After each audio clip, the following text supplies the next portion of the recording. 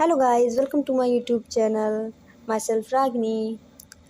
मैंने आपको पिछली वीडियो में फिगर ऑफ स्पीच के बारे में पढ़ाया था। हम लोग अलंकार के बारे में पढ़ रहे थे, ठीक है। तो हम लोगों के जो है अलिट्रेशन तक हुए थे, है ना। कौन सा अलंकार? अलिट्रेशन मतलब उपमा अलंकार। देखिए एक बार सिंपली शॉर्ट वे में रिवीजन कर लेते हैं फटाफट से, फिर आगे बढ़ते हैं। तो क्या पढ़ा था हम लोगों ने? सिमली के बारे में पढ़ा था। सिमली क्या है? Comparison between two different things और unlike object. Like comparison words थे, so as, like, such, just as, जो भी आ रहा हो तो हमारा क्या होगा? सिमली होगा। सिमली मतलब क्या होता है? क्या होता है भाई? उपमा अलंकार, ठीक है। सिमली मतलब उपमा अलंकार, ठीक है।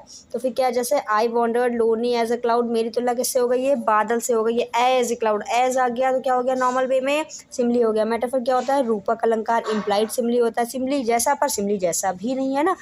देख, comparison between two things but no comparison words uses. Comparison word तो यूज़ नहीं होते हैं, लेकिन दो चीज़ों के बीच में तुलना जरूर हो जाती है। जैसे camel is the ship of desert, camel की तुलना हो गई है डिजर्ट से, है ना।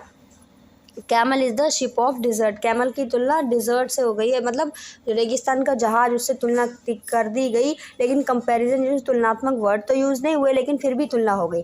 फिर आया हमारा अलिट्रेशन। अलिट्रेशन क्या होता है? अनुप्रास अलंकार having the same first consonant sound. अगर कॉन्सोनेंट साउंड सेम सेम हो रहा है तो क्या हो जाता है? अलिट्रेशन होता है। जस्ट लाइक मैंने एग्जाम्पल लिखवाया था, ही हैप्पीली हेल्प द होमलेस।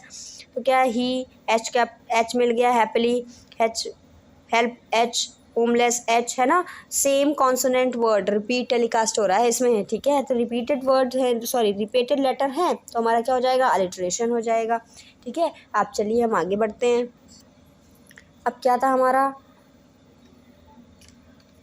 उसके बाद क्या हो जाता है? अलिट्रेशन के बाद क्या आता है? हाइपरबोल। हाइपरबोल क्या होता है? ये अतिशयोक्ति होता है, अतिशयोक्ति।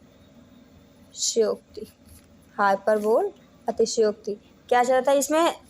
लिख सकते हैं हम कि मोर देन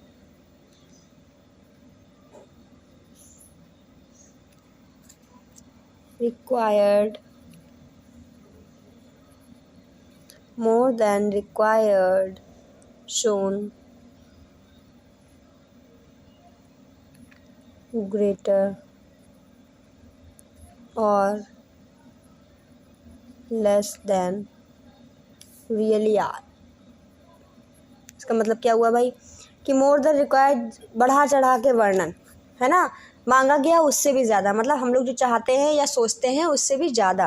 फिर शोन, ग्रेटर और लेस, बहुत ज़्यादा बढ़ा के बताना या बहुत ज़्यादा कम करके बताना। देन रियली आर, जैसे कि वे होते हैं।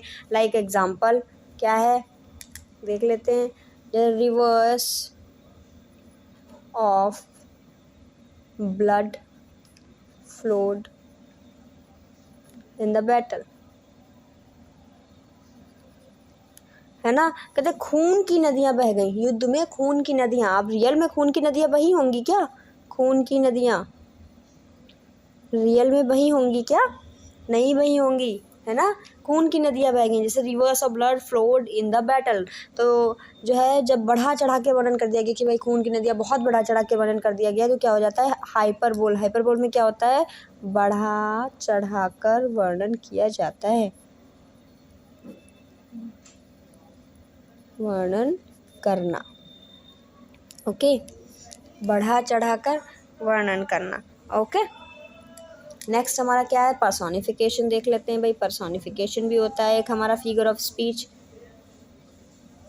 पर्सोनिफिकेशन क्या होता है? ये पर्सोनिफिकेशन मानवीकरण होता है, ओके। क्या होता है भाई? मानवीकरण। पर्सोनिफिकेशन क्या हो जाता है? मानवीकरण। किसको क्या लिख सकते हैं कि इसमें जैसे लिख सकते हैं when an animal, bird, idea और एन ऑब्जेक्ट इज सीन, देखा जाता है इन ह्यूमन टर्म्स, है ना। जब कोई जानवर, कोई चिड़िया या पक्षी, आइडिया और ऑब्जेक्ट ह्यूमन टर्म्स में देखा जाता है, सीधे सीधे वे में कह सकते हैं कि हम कि नॉन लिविंग की तुलना नॉन लिविंग की तुलना लिविंग थिंग से कर देते हैं।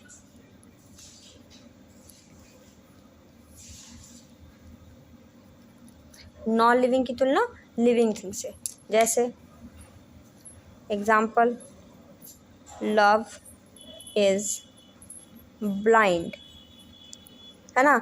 ब्लाइंड तो है एक लिविंग क्वालिटी, है ना, लिविंग क्वालिटी ही तो है भाई। ये जो विशेषता है किसी ऐसे मैन की है जो कि जीवित है। Love non living thing, love is blind, प्यार अंधा होता है ना। तो ये क्या हो गया, पर्सोनिफिकेशन हो गया। मैं जब एक्सरसाइज कराऊंगी तब आपको बताना, उससे आपकी सारी कन्फ्यूज़न क्लियर हो जाएगी कि कौन से उसमें कौन सा जो है फिगर ऑफ स्पीच होता है, जिससे आपको कभी कन्फ्यूज़न ही नहीं रहेगी। ओके, अब हमारा क्या है, अगला था ऑक्सीमोरन, देख लेते हैं। ऑक्सीमोरन क्या होता है, विरोधाभास। बहुत ही ईजी, देखिए विरोधाभास मतलब अपोजिट। क्या होता है, टू अपोजिट क्वालिटीज़ लिख सकते हैं, टू अपोजिट क्वालिटीज़ या at the same two contradict word for creating drama.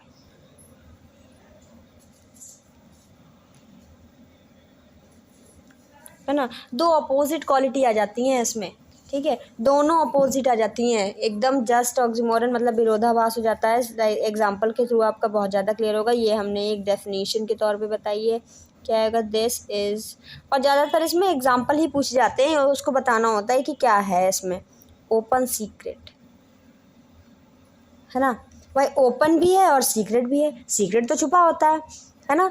इसीलिए विरोधाभास ऑक्सीमोरन है कि ये एक खुला रहस्य है ना। ओपन सीक्रेट, ओपन भी है और सीक्रेट भी है, दोनों अपोजिट आ गए ना, एक दूसरे के अपोजिट है ना। ये तो क्या हो गया, किस में आ जाएंगे, ऑक्सीमोरन में। जहाँ मतलब आंख बंद करके हम लोग लगा सकते हैं कि ऑक्सीमोरन है हमारा आंसर।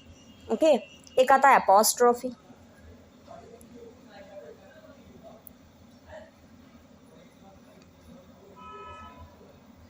संबोधन जिसे बोलते हैं, है ना।